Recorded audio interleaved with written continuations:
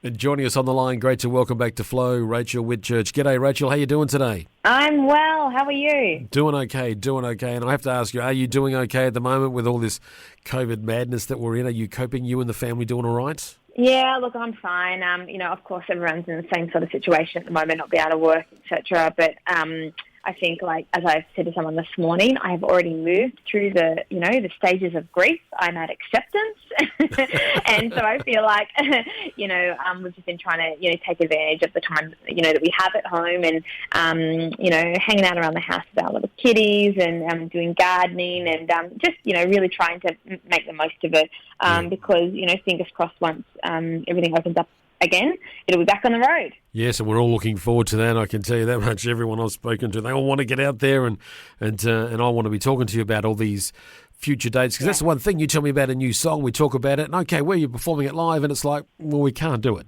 Although someone said to me the other day that, we're going from the lounge room. We thought tomorrow we would try the kitchen, and then we're going to go to the back room. So that we're trying to have fun and be humorous about it, and take it on the light side. So at least we're all trying to cope with it in our own way. Yes, that's exactly right. And that's all you can do. And everyone copes differently. So I think it's just, trying to meet people where they're at as well, and not expecting us all to, cope or grieve in the same way. Well, last time we spoke, your album was just out. So it was doing pretty good last time I saw. So how is it still going well?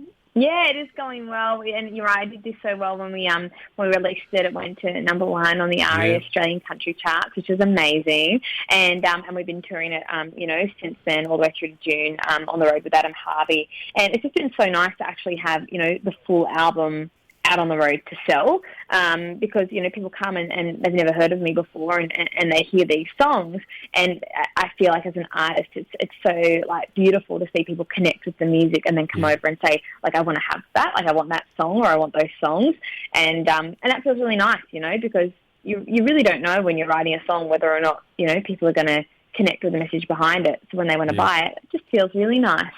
Well, when we spoke, it wasn't at number one, it was on its way up.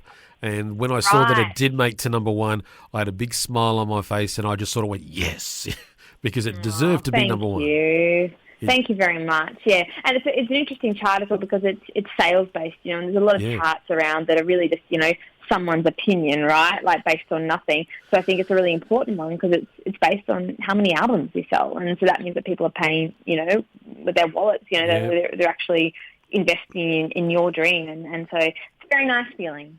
Did you sort of go past Adam while you're on tour with him and go, oh, look what's number one, and point it out to him? Because I know I would have. I did, but he was very congratulatory. Of course, he'd been with me in the months that we've been on the road together, the months leading up to that, and so he'd been there to watch me go through the journey of getting the album out, and so I think he was really proud, because he'd got to see all the hard work that I've been putting in the lead up to it.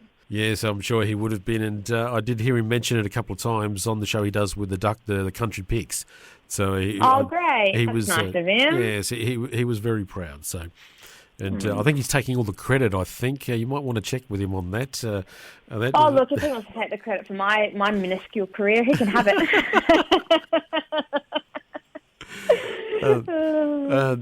You're missing the touring, I can tell, and all that. So, is there a possibility that in the future that you're still planning dates? Are you still going through that process, or are you just waiting till things open up and then you'll start the plan?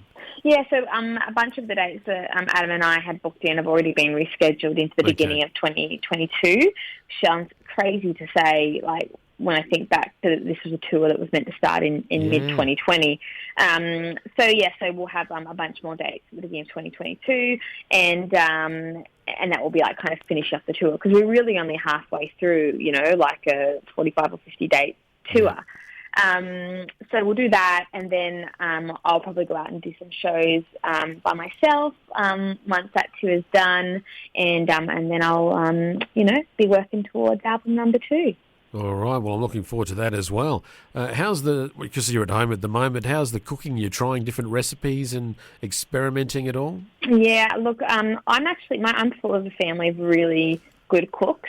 So my mum is a great cook, my sister's a chef, and I'm pretty good on the standard of things, but my family is so good. And the other thing is because my husband and I both work for ourselves, and we've got little kids, we're super busy all the time, and so often I will get like, you know, a meal from like the pub, you know, so not takeaway, not like, you know, McDonald's, but, you know, we'll get like, you know, roast of the day with veggies, or we'll get a salad or whatever. So nice and healthy, but we do buy a lot out from the restaurants in town.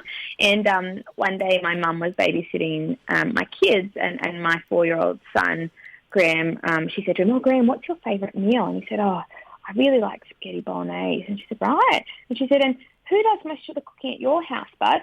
And he said, "Sometimes Mum, sometimes Dad, but mostly the man just brings it to the door." And my mum was like, "Your children are hysterical." So he literally didn't even think it was a funny thing. He was just like, you know, sometimes Mum, sometimes Dad, mostly that, you know, the man who brings all the food to the door for us. So so I have been doing a little bit more baking, a little bit more cooking. I made a cake the other day for my son's 5th birthday, which actually was a work of art, if I do say so myself. But you got to watch yourself, right? Because otherwise you end up just, like, you know, eating your feelings through lockdown. Yes, which many of us have done. And yes, I started lockdown, and now I sort of look down and I can't even see the floor at times, because the belly's just sort of there's more I guess bouncy castle to it, you could say. You're just probably happier, you know. You're probably just feeling good. Well, as I say to my wife, we just experiment and we'll try it, and if we really like it, we'll go, that's all right. That's what we do. Yeah, that's exactly right. Now, your new song, we need to talk about that.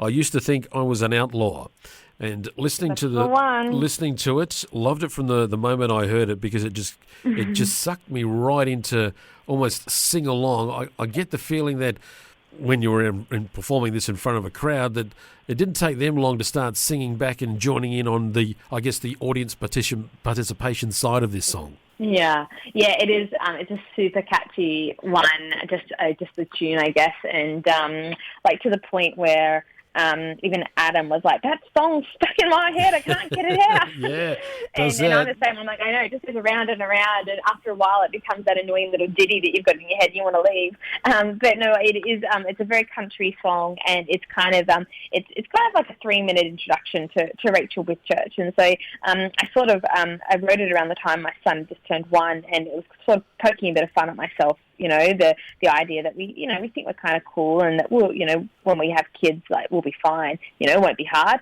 And then when you have kids, you're like, oh yeah, right, yep, good. So it is hard then, and it is tiring then. And so it was kind of like poking a little bit of fun at myself. You know, I used to think I was an outlaw. But the verses are also just all about, you know, the story of my life and growing up in a travelling country family band, and meeting my husband, and just all, you know, the cute little moments of life. And that's the great thing about it too, and the catchiness of it. It did give me, like, it was an old school country feel to it as well, which I absolutely thoroughly enjoyed. It was like, to me, it sounded fresh, because I hadn't heard that sound for such a long time, and I just really enjoyed listening to it, and it just got me in. It just got me in, and I love the humour with it as well. So good on you for doing the humour. Yeah, thank you. And I'm glad you like the style as well, because that was actually one of the things that when my publicist and I talked about it, and my label as well, actually, they were like, oh, people don't really like this pretty country, you know, like this sort of country doesn't get a lot of airplay, you know, so you might struggle with this song. And so that was I was like, okay, well, look, I love country music, and I was like, so, you know, we're just going to release it, we're going to put it out there, and actually it's like all the radio stations so far have picked it up, and so it's been really quite a nice surprise that, you know, old school country never goes out of style. No, it doesn't. And when I sort of took it home and played it to my wife, I said, what do you think of this? And you know, she was just bopping her head, and she goes, this is really good. And then she said, it reminds me of watching that Johnny Cash film. And I just said, well, there's a line to Johnny, the one with Reese with the Spoon, and yes, that's the one. That's the one. Walk the line. Guy, walk the line. Yeah. It made her wanted to watch that, which incidentally it turned out to be on the night when I played it to her. So it just was like pure. It just worked out. I went, wow, this is kind of a bit spooky, but it meant to happen. So I love that. Yeah, so it was just the timing. But that's just her instant reaction, was it made her want to watch that film for that old sort of style. But I just got the old school feel to it, and I loved it. I thought, this is great. We haven't heard this style for such a long time. It was just refreshing, and it just made me feel good. So I think it's good. Oh, I love that. And that's the thing, you know, right now I feel like I'm glad I brought out a bit of a happy song, because no one wants to feel down right now. You know, it's not the time to feel down. So I'm glad that I can, you know, put a bit of happiness on the radio. In the song you talk about getting wild. So when was the last time you got wild? Oh, look, I'm not really that wild, if I'm honest. When I actually did, my album got picked for like the ABC like feature album of the week when it came out, and then Becky Cole interviewed me, and she's known me since I was like a little girl, and she was like, "Right, you're one of the least wild people I know." I was like, "I know," because I'm like the eldest of 4 kids. You know, we grew up, we homeschooled, we grew up playing in a family band, and I've always, I've always got a smile on my face, but I've always taken life very seriously, and so I think that like I wouldn't really describe myself as a wild person, but I would describe myself as a risk taker. So I don't know if that's wild. Yeah, well, I think it counts. Because I think I'll hang on to that then, because that's all I've got. Yeah, I think taking a risk, especially these days, it's the wild side of people, because there can be some wild risks out there, and so I think it counts. I absolutely do. And Thank you. Now, your album is called Finally Clear. We can get it from your website.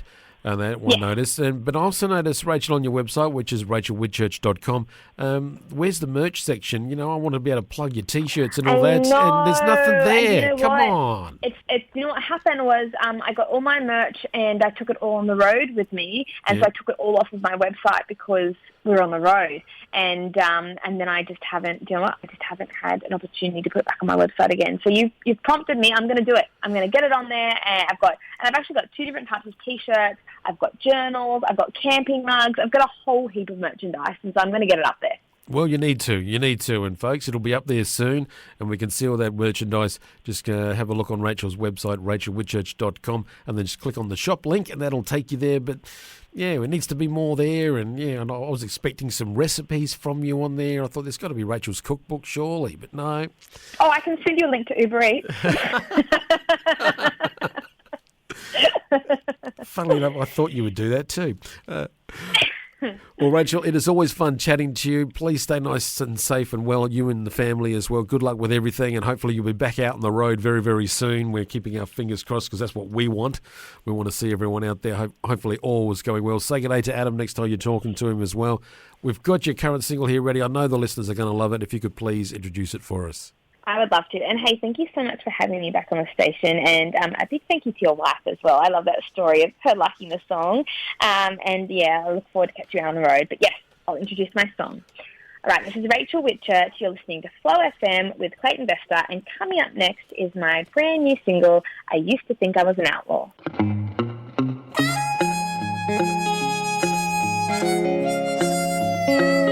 Used to think I was an outlaw, but ain't that wild. I used to think I was an outlaw, now I've got a child. So I'll pretend that I'm an outlaw every once in a while. Well, my daddy went to prison, he went to jail, he was a preacher's son. But my mama waited for him, their wedding was a shotgun. So when I finally arrived here, I knew that it was gonna be fun. I used to think I was an outlaw, but ain't that wild. I used to think I was an outlaw, now I've got a child. So I'll pretend that I'm an outlaw